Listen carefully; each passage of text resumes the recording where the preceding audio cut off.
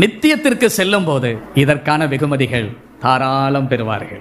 இதுபோல நீங்களும் நானும் கர்த்தருக்காக பல தியாகங்களை செய்யலாம், பல கஷ்டங்களை அனுபவிக்கலாம், பல விஷயங்களை இழக்கலாம்.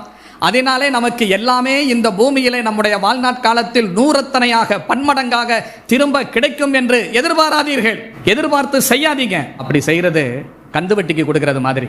நான் இதை கொடுத்த ஆண்டவர் எனக்கு இவ்வளவு தருவார், இதுதானே இன்னைக்கு பேசுறாங்க. நான் கர்த்தருக்கு இவ்வளவு கொடுத்தேன், அவர் எனக்கு இத்தனை மடங்கு கொடுத்தாரு. அவர் எனக்கு கொடுத்தாலும் கொடுக்காவிட்டாலும், அவர் எனக்கு இதற்கு பிரதிபலன் தந்தாலும் தராவிட்டாலும், அவர் என்னை ஆசீர்வதித்தாலும் ஆசீர்வதிக்காவிட்டாலும், அவர் என்னிடத்தில் அன்பு கூர்ந்து எனக்காக சிலுவையிலே தன்னையே பலியாக ஒப்பு கொடுத்து என்னை மீட்டு ரட்சித்தாரே, இந்த தியாகத்திற்காக நான் என்னையும் எனக்குள்ளவை அனைத்தையும் அவருக்காக தியாகம் செய்ய நான் கடமைப்பட்டிருக்கிறேன்.